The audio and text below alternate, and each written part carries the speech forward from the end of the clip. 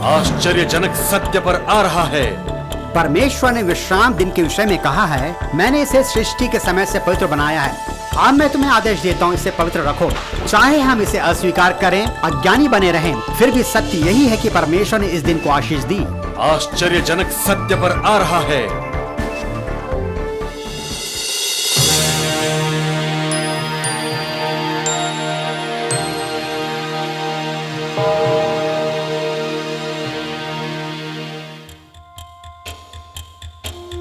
हमारे संसार का कितना समय बाकी है? इस पृथ्वी पर मनुष्य के आदर्श काल्पनिक समाज के असफल प्रयासों से इतिहास भरा पड़ा है। राज्य टूट गए, साम्राज्यों का पतन हुआ। मनुष्य की मंजिल क्या है? व्यक्तिगत शांति कैसे मिले? क्या हम भविष्य को जानते हैं? हाँ, अवश्य। आइए और 1000 वर्ष की भविष्यवाणी की अद्भुत सच्चाई को जानने के लिए डग बेचलर के साथ सम्मिलित होइए। तो प्रस्तुत है 1000 वर्ष की भविष्यवाणी।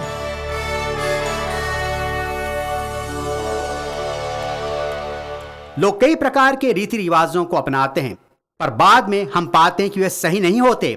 चंद्रमा सोने की थाल नहीं है, जैसा लोग पहले मानते थे। हाँ, ये बच्चों की कहानी है। वैज्ञानिक पहले कहते थे दुनिया चौरस है और आप एक सिरे से दूसरे तक यात्रा कर सकते हैं। कोपरनिकस ने कहा नहीं, दुनिया सूर्य के चारों ओर चक्कर लगाती है, और गैलीलियो को उस पर विश्वास करने से कलीसिया से निकाला जा रहा था। उन्हें कहा नहीं नहीं नहीं, सूर्य पृथ्वी के चारों ओर घूमता है, हम ब्रह्मांड के बीच में हैं। और वैज्ञानिकों ने कहा हाँ यह सच है, और कलीसिया ने कहा हाँ यह सच है। वे गलती पर थे। प्रमाण बहुत स्पष्ट है, और मैं चाहता हूं आप प्रमाण की ओर खुले दिमाग से देखें। आप जानते हैं बाइबल कहती है तुम सच्चाई को जानोगे और सत्य तुम्हें स्वतंत्र करेगा। प्रश्न चौथा, परमेश्वर ने विश्राम दिन के महत्व को किस प्रकार व्यक्त किया है? उत्तर, यीशु ने कहा तू विश्राम दिन को पवित्र मानने के लिए स्मरण रखना। आगे लिखा है इस कारण प्रभु ने विश्राम दिन को आशीष दी और उसको पवित्र ठहराया। एक व्यक्ति ने मुझसे कहा, खैर आप जानते हैं आपको किसी एक दिन को और एक समय को निश्चित करना है। क्या हम किसी दिन को पवित्र ठहराते हैं? अथवा ऐसा परमेश्वर कहते हैं, क्या आप और मैं किसी दिन को आशीष देते हैं और पवित्र ठहराते हैं? नहीं। यदि आप मेरे घर की देखभाल करें, जब मैं सामान खरीदने के लिए शहर जाता हूं और मैं आपसे कहूं देखिए अभी ठंड का मौसम है और मैं चाहता हूं कि चूल्हे में आग जलती रहे, आप कहते हैं डग इसमें कोई समस्या नहीं, मैं आग बराबर जलाए रखूंगा, और फिर मैं चला जाता हूं और आप चूल्हे के पास आकर देखते हैं उसमें तो आग ही नहीं, चूल्हा तो बिल्कुल ठंडा पड़ा है, और आप कहते हैं डग ने ऐसा क्यों कहा, आग जलती रखना जबकि कोई आग नहीं। ठीक है, जब परमेश्वर कहता है कि विश्राम दिन को पवित्र रखना, वो कह रहा है मैंने इसे सृष्टि के समय से पवित्र बनाया और मैं तुम्हें आदेश देता हूं तुम इसे पवित्र बनाए रखना। क्योंकि हम इसे अस्वीकार करते हैं, इसके बारे में नहीं जानते हैं, इसका अर्थ यह तो नहीं कि असत्य है। बाइबल कहती है कि यदि परमेश्वर किसी को आशीष देता है कि हमेशा के लिए होती है। इस दिन के कारण परमेश्वर ने विश्राम किया, उसे आशीष दी और उसे पवित्र ठहराया। वह चाहता है हम इसका पालन करें। क्या हमें आज विश्राम की आवश्यकता है? अवश्य हमें है, आत्मिक और शारीरिक विश्राम की। मत्ती 5 अध्याय 19 पद में देखिए प्रभु क्या कहते हैं, जो कोई इन छोटी सी आज्ञाओं में से किसी एक को तोड़ेगा और वैसा ही लोगों को सिखाएगा, वह स्वर्ग राज में सबसे छोटा कहलाएगा। पर जो उन आज्ञाओं का पालन करेगा और दूसरों को उनका पालन करना सिखाएगा, वही स्वर्ग के राज में महान कहलाएगा। मैं चाहता हूं कि प्रभु मुझे महान कहें, इसलिए मैं इसका पालन करूंगा और दूसरों को सिखाऊंगा। और जो इसे तोड़ते हैं उन पर शाप पड़ेगा, और उन पर भी तो जानबूझकर दूसरों से कहते हैं। प्रश्न क्रमांक 5, परमेश्वर कौन सी 2 बहुमूल्य बातों के बारे में कहता है जो कि विश्राम दिन का चिन्ह है? आप इसे निर्गमन 31:17 में पढ़ सकते हैं। वह मेरे और इस्राएलियों के बीच सदा एक चिन्ह रहेगा, क्योंकि 6 दिनों में प्रभु ने आकाश और पृथ्वी को बनाया और 7वें दिन विश्राम किया। तो वह सृष्टिकर्ता के रूप में हमारे लिए प्रतीक है। वह हमें फिर से बनाएगा। हम में से कितने चाहते हैं कि वो हम में नया हृदय बनाए? सबद एक चिन्ह है कि वो हम में नया हृदय बना सकता है। यदि आप यजेकेल 20:12 में पढ़ें, जहां लिखा है फिर मैंने उनके लिए विश्राम दिन ठहराया जो मेरे और उनके बीच चिन्ह ठहरे, कि वे जाने कि मैं उनको पवित्र करने वाला प्रभु हूं। वह उद्धार करता, पवित्र करता और सृष्टि करता है। शुद्ध करना अर्थात पवित्र करना। हम में से कितने पवित्र होना चाहते हैं? हमारे उत्तर का पहला भाग बताता है कि सबत मेरे और इस्राएल संतान के बीच एक चिन्ह है। आप में से कुछ कह रहे हैं, पास्टर डग, ऐसा लिखा है परमेश्वर और इस्राएल की संतान के बीच मसीह जनों से इसका कोई संबंध नहीं। क्या हम नई वाचा के अधीन हैं या पुरानी? आप कुछ तय नहीं कर पाए हैं। हम अभी नई वाचा के समय में हैं। आइए मैं आपके लिए नई वाचा का संदर्भ दूं। जो कोई बचाया जाता है वह परमेश्वर के उद्धार की वाचा पर आधारित है। परमेश्वर के द्वारा नई वाचा स्थापित की गई है। नई वाचा यह कहती है, उन दिनों के बाद इस्राएल के घराने के लिए मैं एक नई वाचा बनाऊंगा। ठीक है?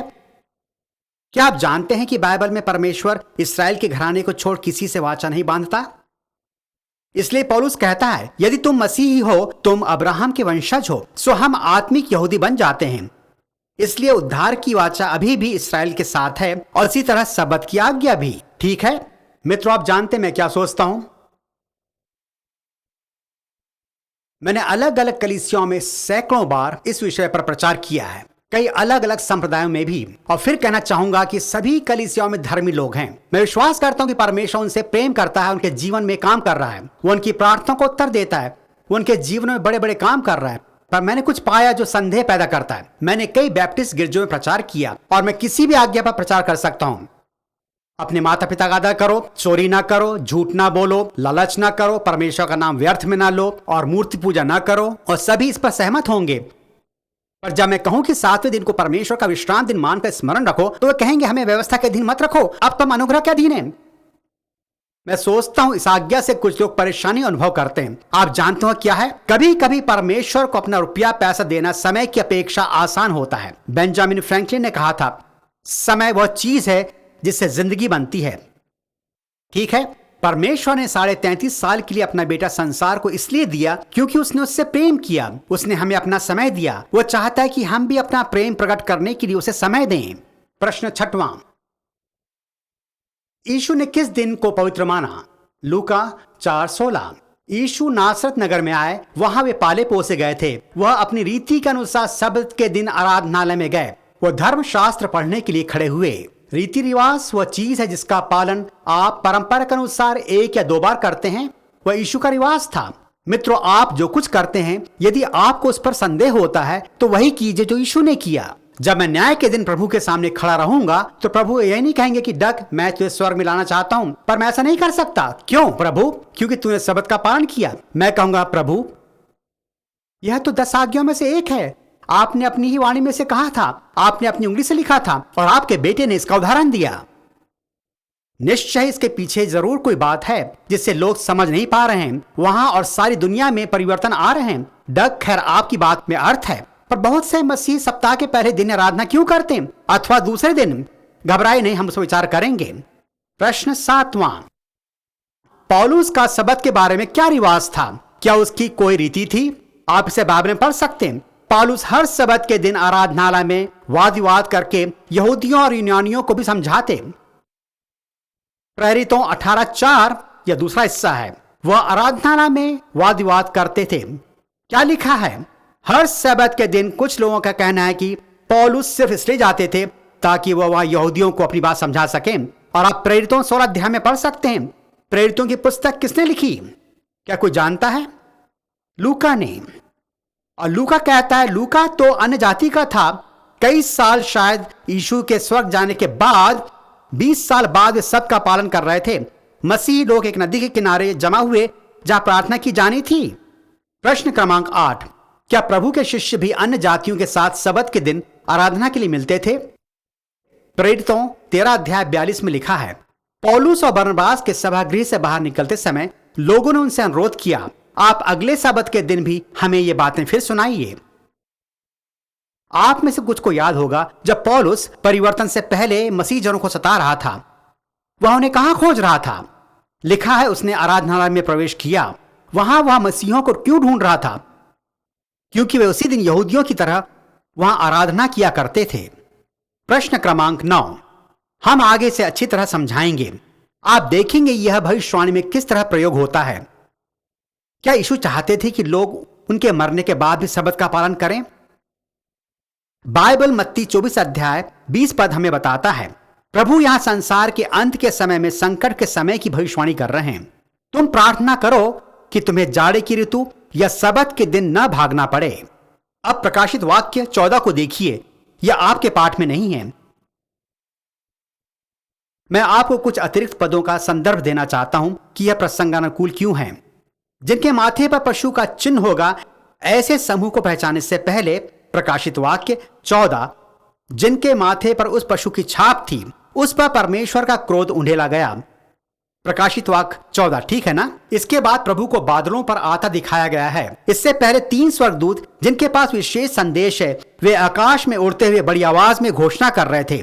यह भविष्यवाणी आपके कानों में भी पड़ रही है, ठीक है। जाइएगा मत, हम बस थोड़ी ही देर में हाजिर होते हैं।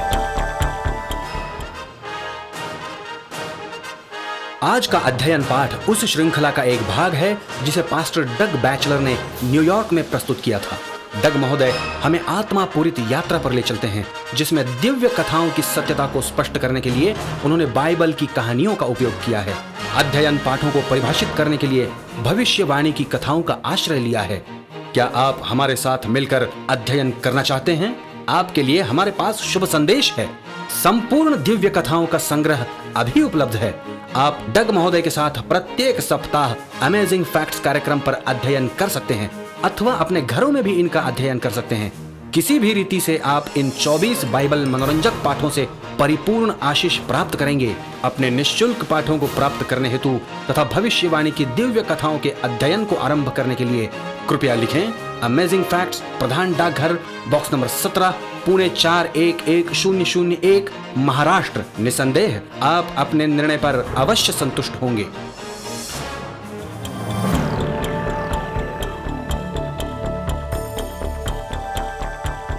उन स्वर्गदूतों ने क्या कहा?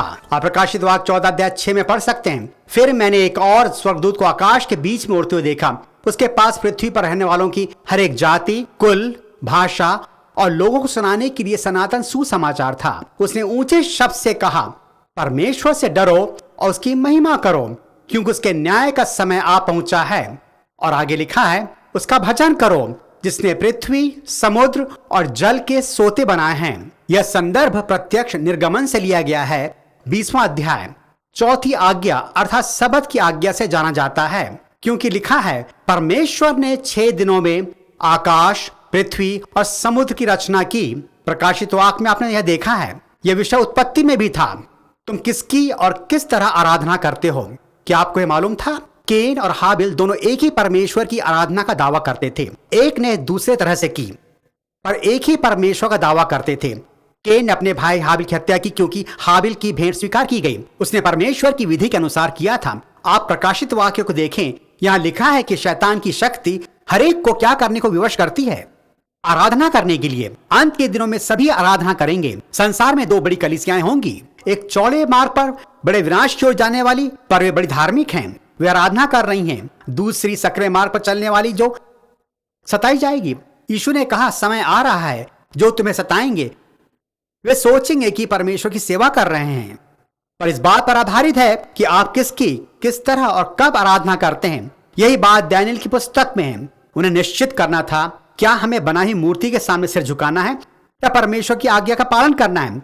दानियेल के सामने यही बात थी जब वह सिंहों की मान में डाला गया। क्या मुझे परमेश्वर की आज्ञा तोड़नी है? जहां लिखा है, तू मेरे सिवा किसी को परमेश्वर न मानना, या मुझे दारा की उपासना करनी होगी। रोमियो में पौलुस कहता है कि तुम उसके दास हो जिसकी आज्ञा मानते हो। इसलिए शैतान ने मसीह जनों को और कुछ यहूदियों को भ्रम में डालने की कोशिश की है कि तुम्हें सबत को मानने की अब जरूरत नहीं। कहने का मतलब यह है, इसमें कोई अंतर नहीं पड़ता, यह प्रासंगिक नहीं है। और हम सोचते हैं कि हम लोगों की लोकप्रियता जानकर कह सकते हैं कि आज इसे कोई नहीं मानता और परमेश्वर की चिंता नहीं करता। खैर, मेरे पास आपके लिए एक बात है। प्रभु यीशु कल, आज और सदा शाश्वत हैं। उसने कहा, मैं प्रभु हूं जो बदलता नहीं। यदि केवल एक भी परमेश्वर की इच्छा को मानने वाला क्यों ना हो, परमेश्वर उसका सम्मान करेगा। क्योंकि समस्त संसार परमेश्वर के विरुद्ध हो जाए और उसकी आज्ञाओं को न माने, इसका अर्थ तो यह नहीं उसका महत्व समाप्त हो गया। मित्रों, यह आज भी बना हुआ है। उन्हें स्वयं उसने अपनी वाणी में कहा था, अपनी उंगली से लिखा था। इसका महत्व और अस्तित्व हमेशा का है। वह और क्या कर सकता था? और कोई कहे कि वह आज्ञा परमेश्वर की व्यवस्था के बीच में जहां कहा गया है स्मरण कर ये सभी आज्ञाओं से लंबी है, बदल दी गई है, यह समाप्त हो गई है, यह व्यवस्था से हटा दी गई है। आपको अपनी बाइबल के पदों का वास्तविक ज्ञान होना जरूरी है। आपका आत्मिक आधार क्या है या आप किस सिद्धांत को मानते हैं? मैं तो विश्वास करता हूं कि 10 आज्ञाएं अभी तक बनी हुई हैं और शब्द बदला नहीं है। अंत के दिनों में क्या हो रहा है? परमेश्वर लोगों को सच्चाई की ओर खींच रहे हैं। यह संदेश मात्र यहाँ प्रचार के लिए नहीं है, ये सारी दुनिया में प्रचार किया जा रहा है। ऐसे कई लोग हैं, बाइबल के जानकार हैं, अलग अलग धर्म के लोग हैं जो सच्चे शब्द की खोज में लगे हैं और मुझे सुन रहे हैं, क्योंकि परमेश्वर ने आपको यहां लाया है। प्रश्न 10वां, क्या बाइबल यह सिखाती है कि परमेश्वर के अंतिम दिनों में भी लोग 7वें दिन को पवित्र रखेंगे? प्रकाशित वाक्य 12:17 को देखें। और अजगर वह कौन है? और शैतान क्रोधित हुआ, अर्थात बहुत गुस्सा हुआ, स्त्री पर, कलीसिया पर और उसके शेष संतान से लड़ने के लिए गया, अर्थात बचे हुओं से। उनकी विशेषता क्या है? ये परमेश्वर की आज्ञाओं को मानते हैं। क्या इसका अर्थ यह है कि कुछ को कुछ समय के लिए मानते हैं? नहीं, वे सभी को सभी समय मानते हैं। आप व्यवस्था विवरण 5 को पढ़ें। परमेश्वर यहां कह रहा है, मेरे विचार में 29वें पद में, भला होता कि इनका मन सदैव ऐसा ही बना रहे कि वे मेरा भय मानते हुए मेरे सब आज्ञाओं पर चलते रहें, जिससे इनकी और इनके वंश की सदैव भलाई होती रहे। यदि हम कुछ को माने, कुछ समय तक माने, सभी ऐसा करते हैं। मैं बहुधा जेल में फिर जेल से बाहर आता जाता रहा। जिनसे मैं मिला वे कुछ आज्ञाओं को कुछ समय तक मानते रहे। परमेश्वर ने चाहता है जो लगातार उसकी इच्छाओं के सामने समर्पित होते रहें। प्रकाशित वाक्य 14:12 में लिखा है, पवित्र लोगों का धीरज इसी में है जो परमेश्वर की आज्ञाओं को मानते हैं। प्रकाशित वाक्य 22:14, स्वर्ग में प्रवेश होने से कुछ पहले यहां लिखा है, धन्य वे हैं जो उसकी आज्ञाओं को मानते हैं, उन्हें जीवन के पेड़ के पास आने का अधिकार मिलेगा और वे फाटकों से होकर नगर में प्रवेश करेंगे। परमेश्वर उन पर जो उसकी आज्ञाओं पर चलते हैं आशीष भेजता है। पर आप जानते हैं, जब मैं शब्द की सच्चाई पर बोलता हूं, लोगों में खलबली मच जाती है और वे सोचते हैं मुझे इससे क्या लेना देना। मित्रों, आप आते रहें और सुनते रहें और विश्वास करें कि यह बाइबल है और आपको जो प्रश्न पूछना है आपका स्वागत है। यदि आप सोचते हैं कि आपके पास कोई पद इसमें लिखा है कि कोई अंतर नहीं पड़ता, मुझे उससे बताइए और मैं इसे आप सबों के लिए पढ़ूंगा। अब ये आप पर है कि सभी को सुने और परमेश्वर से पूछें मुझे इसके बारे में क्या करना है। पर अभी जानकारी प्राप्त करें और उसके लिए प्रार्थना करें। क्या ये ठीक है ना? अपनी आत्मा से ईमानदारी करें इसके पहले कि आप झूठ बोलें। याकूब 2:10, यदि कोई सारी व्यवस्था का पालन करता है पर एक ही बात में चूक जाए तो कितनी बातों में? सब बातों में दोषी ठहरा। क्या परमेश्वर के लिए एक आज्ञा महत्व रखती है? मेरे विचार में रखती है। अब हम 11वें प्रश्न पर आते हैं, क्या सभी बचाए हुए स्वर्ग में शब्द का पालन करेंगे? हम यशाया 66 में पढ़ते हैं, क्योंकि जिस प्रकार नया आकाश नई पृथ्वी जो मैं बनाने पर हूं मेरे सन्मुख बनी रहेगी, उसी प्रकार तुम्हारा वंश भी बना रहेगा। और एक विश्राम दिन से दूसरे विश्राम दिन तक समस्त प्राणी मेरे सामने दंडवत करेंगे। मित्रों, मैं यहूदियों को कठिन समय नहीं दे रहा। मैं आत्मिक और शारीरिक दोनों तरह से यहूदी हूं। पर मैं जिस बात पर जोर देना चाहता हूं वह यह है कि 10 आज्ञाओं पर केवल यहूदियों का अधिकार नहीं है, वे तो परमेश्वर के लोगों के लिए है। सभी लोग नई पृथ्वी पर सब्त के दिन मेरी आराधना करने आएंगे। हमने देखा कि आदम और हव्वा के साथ परमेश्वर थे और वे इसका पालन कर रहे थे। ये उत्पत्ति 2 अध्याय में अदन की वाटिका में था। प्राचीनों ने इसका पालन किया। पुराने नियम में परमेश्वर के लोगों ने इसका पालन किया। हमें मालूम है इसकी उन्हें आज्ञा दी गई थी। हम देखते हैं हम इसका पालन स्वर्ग में भी करेंगे। क्या यह आपको विचित्र सा नहीं लगता कि परमेश्वर कहेंगे तुमने प्रेरितों और यीशु के दूसरे आगमन तक क्या किया? यह कोई तर्क संगत बात होगी? और हमारा परमेश्वर तो निश्चित और निरंतर है। आमीन। प्रश्न 12वां, आज का 7वां दिन जो कि शनिवार है, क्या यह नहीं था जिसका पालन यीशु ने किया? यह निश्चय कैसे किया जाए? बाइबल इसका सबसे उचित उत्तर देती है। यह लिखा है, वह दिन तैयारी या 6वां दिन था जिसमें उन्होंने शबत की तैयारी की और शबत पास आया।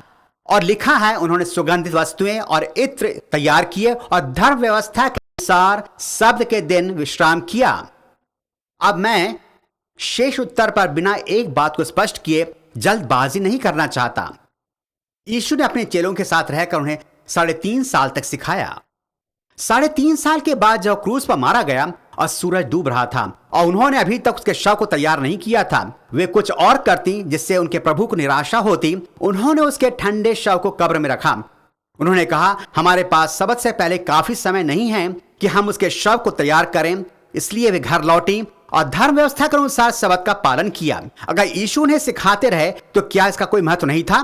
तो उन्होंने उसकी सेवा के अंत समय तक उसके प्रेम और परिश्रम का तिरस्कार क्यों नहीं किया? यीशु ने सबत पर बहुत ध्यान दिया। सच तो यह है कि यीशु ने सबत से पहले प्राण त्यागे और लोगों के उद्धार के काम से आरंभ किया, फिर इतवार की सुबह जी उठे और हमारी मध्यस्थता और महायाजक के काम का आरंभ किया। उसने अपनी मृत्यु में भी सबत का पालन किया। ऐसा विचार कि यीशु ने इसे मना किया या समाप्त किया मूर्खता है। यहां आप शेष उत्तर पर आते हैं। सप्ताह के पहले दिन को वे कब्र पर पहुंची। यीशु सप्ताह के किस दिन पर जी उठे, जिसे हम ईस्टर कहते हैं, ईस्टर संडे? यीशु इतवार को जी उठे, यह मुख्य बात है। कुछ लोग कहते हैं कि मसीह सबत इतवार है क्योंकि यीशु उस दिन जी उठे। मैं मानता हूं ये विशेष बात है। परमेश्वर ने हमें बपतिस्मा दिया कि हम पुनरुत्थान को याद करें। ऐसा कोई पद नहीं मिलता जहां लिखा है कि पुनरुत्थान को नया सबत मानकर स्मरण रखो। पुराने सबत में कोई बुराई नहीं। जब परमेश्वर ने सबत को बनाया, क्या उस समय तक दुनिया में पाप था? नहीं, यह उसकी पूर्ण योजना का हिस्सा था। लंबे समय के बाद दूसरे सबत के स्मरण के रूप में बनाए गए। वार्षिक सबत तो यहूदियों के होते थे, परंतु 10 आज्ञाओं का सबत उसकी सिद्ध योजना का हिस्सा था। उसे बदलने की कोई आवश्यकता नहीं थी। अतः शीघ्र ही वास्तविक प्रमाण को देखें। तैयारी का दिन वास्तव में क्या है? शुक्रवार। फिर पुनरुत्थान के बीच आपके पास सबत का दिन है, जिसे हम सामान्य रूप में शनिवार कहते हैं, और उसके बाद सप्ताह का पहला दिन आता है जिसे इतवार कहते हैं। और अगर आप पास्टर डग पर विश्वास नहीं करते तो आप शब्दकोश में देख सकते हैं। फिर आप वहां पढ़ेंगे 7वां दिन। क्या लिखा है? शनिवार सप्ताह का 7वां दिन। एनसाइक्लोपीडिया को खोलें। कुछ लोग कहें, क्या ज्योतिष शास्त्र में कुछ या कैलेंडर में कुछ बदलाव नहीं आया जिससे साप्ताहिक चक्र में प्रभाव पड़ा हो? किसी ने अमेरिका के नौसेना मौसम विभाग को पत्र लिखा और यही सवाल किया और उत्तर मिला, सप्ताह की निरंतरता के चक्र में कोई अंतर नहीं पड़ा है। आपके पाठ में कुछ है, आशा करता हूं आप उसे देखेंगे, बिल्कुल पीछे है। सन 1582 में कैलेंडर में परिवर्तन आया। 13वें ग्रेगरी पोप ने 10 दिन का एक तालमेल किया था और 4 अक्टूबर बृहस्पतिवार के बाद 15 को शुक्रवार आया और इससे आपकी तिथि व्यवस्था में गड़बड़ी हो गई हो। आज बृहस्पतिवार के बाद क्या आता है? शुक्रवार। कैलेंडर के बदलने में साप्ताहिक चक्र पर कोई प्रभाव नहीं पड़ता। आदम से लेकर आज तक यही 1 2 3 4 5 6 7 चले आ रहे हैं। 1 2 3 4 5 6 7 साप्ताहिक चक्र में किसी परिवर्तन की आवश्यकता नहीं। आश्चर्यजनक सत्य पर देखिए कुछ दिलचस्प सवाल जवाब। इस प्रसारण की अवधि में हमारे पास हमारे स्थानीय श्रोताओं और उन समस्त दर्शकों से सैकड़ों प्रश्न आए। हम प्रत्येक कार्यक्रम के अंतर्गत कुछ समय इन्हें देंगे, अतः करेन और मैं इनमें से कुछ मनोरंजक प्रश्नों के उत्तर दे सकते हैं।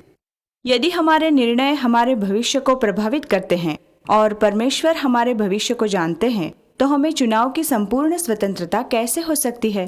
ठीक है, क्या परमेश्वर सर्वज्ञ है? अवश्य। क्या प्रभु इस सभागृह में और सभी जो इस कार्यक्रम को देख रहे हैं जानते हैं कि ऐसा करेंगे अथवा नहीं? और कुछ लोग सोचते हैं क्योंकि वह पहले से ही जानता है तब उसके द्वारा निश्चित किया गया है। नहीं, क्योंकि परमेश्वर जानता है कि क्या होने वाला है, इसका अर्थ यह नहीं कि वह इसे घटित करना चाहता है। खैर, पिछली रात छोटा नेतन कमरे में बिस्तर पर कूद रहा था। यदि हमने एक बार ऐसा करने के लिए मना किया, पलंग पर मत कूदो, पलंग पर मत कूदो, और वह पलंग पर कूद रहा था और मैंने मुड़कर कहा मत कूदो मत कूदो, और जब मैंने अपनी पीठ फेर लेता वह फिर कूदता। वह पलंग से नीचे गिरता और उसके सिर पर चोट लगती और रोना शुरू करता। मैं जानता था कि ऐसा होगा। मैंने ऐसी परिस्थिति तो उत्पन्न नहीं की, परंतु मैं जानता था कि ऐसा होने वाला था। और अनेक घरों में माता पिता प्रथमोपचार की व्यवस्था करते हैं ना, क्योंकि आपके पास प्रथमोपचार की व्यवस्था है। इसका अर्थ यह तो नहीं कि आप अपने बच्चों को चोट पहुंचाना, उनकी उंगलियों को जलाना चाहते हैं। खैर, परमेश्वर सर्वज्ञ है और वह जानता था कि पाप के कारण क्या होगा, अतः उसने इसकी व्यवस्था की। वह नहीं चाहता था कि पाप हो, उसने उसे उत्पन्न नहीं किया। उसके प्राणियों के पास चुनाव की स्वतंत्रता है। यह यातायात नियंत्रक हेलीकॉप्टर की तरह है जो कि एक पहाड़ी पर है और वह यातायात पर निगरानी कर रहा है। और उस पहाड़ी के नीचे एक सुरंग है और उस सुरंग से केवल दोहरी यातायात व्यवस्था है, जैसे कि लिंकन सुरंग की तरह, जिस पर पहाड़ी नहीं है। और वह हेलीकॉप्टर पर निगरानी कर रहा है। और देखता है इस ओर से एक ट्रक जा रहा है। एक दूसरा ट्रक जिस पर सामान लदा हुआ है इस ओर से गुजर रहा है, और जैसे ही सुरंग में प्रवेश करने पर है एक छोटी मारुति कार वहां से निकलना चाहती है। अब उस यातायात हेलीकॉप्टर ने तो उस छोटी मारुति कार को उस भारी भरकम ट्रक से चकनाचूर होने को तो नहीं कहा, पर वह जानता था कि ऐसा होने वाला है। परमेश्वर जानता है कि भविष्य में क्या होगा, पर वह ऐसा होने के लिए विवश नहीं करता। आपने अंतर देखा ना? हम सभी को चुनाव की स्वतंत्रता है, परंतु इसका अर्थ यह नहीं कि परमेश्वर हमें बचाना या नाश करना चाहता है। ठीक है, अंतिम प्रश्न, आपने बाइबल पूरी तरह कितनी बार पढ़ी है? ये प्रश्न डैनियल का न्यूयॉर्क से है। खैर, मैं नहीं जानता। मैं निरंतर अपनी बाइबल पढ़ता हूँ। सच तो यह है कि जब मैं सुबह सोकर उठता हूँ, कुछ गर्म पानी पीता हूँ, फिर अपना कंप्यूटर शुरू करता हूँ। मैं अपनी बाइबल कंप्यूटर पर पढ़ता हूँ, क्योंकि मुझे इस पर पता चलता है कि मैंने कहाँ तक इसे पढ़ा था, और मैं इस पर अनेक संस्करणों के अंश भी पढ़ सकता हूँ। मुझे मुख्य रूप से किंग जेम्स और नवीन किंग जेम्स संस्करण अधिक पसंद हैं। मैं अभी पहले राजा पर हूँ, और जब समाप्त करूंगा मैं फिर इसे आरंभ करूंगा। परंतु मैंने बाइबल के कुछ भाग हजारों बार पढ़े हैं। श्रीमती बैचलर इसकी साक्षी हैं। हर रात सोने से पूर्व हम बाइबल के टेप सुनते हैं, और कई बार एक टेप को मैं 50 बार सुनता हूँ। हाँ, इस प्रकार बाइबल के अनेक अंश अर्थात इसकी अनेक पुस्तकों को मैंने हजारों बार सुना है। अतः मेरे लिए यह कहना कठिन है कि मैंने बाइबल को आदि से अंत तक कितनी बार पढ़ा है। आइए हम अपने आगामी प्रसारण पर एक दृष्टि डालें। परमेश्वर ने विश्राम दिन के विषय में कहा है, मैंने इसे सृष्टि के समय से पवित्र बनाया है। अब मैं तुम्हें आदेश देता हूँ, इसे पवित्र रखो। चाहे हम इसे अस्वीकार करें, अज्ञानी बने रहें, फिर भी सत्य यही है कि परमेश्वर ने इस दिन को आशीष दी। अगली बार आश्चर्यजनक सत्य पर। आज का प्रसारण ऑडियो कैसेट पर उपलब्ध है। जब आप अपने कैसेट का ऑर्डर भेजें, आपको इस प्रसारण के तीनों विषयों के 90 मिनट के कैसेट प्राप्त होंगे। अपने कैसेट के ऑर्डर के लिए 100 रुपये का डीडी अमेजिंग फैक्ट्स, प्रधान डाकघर, बॉक्स नंबर 17, पुणे 411001, महाराष्ट्र को भेजें। टेप 7 के लिए निवेदन कीजिए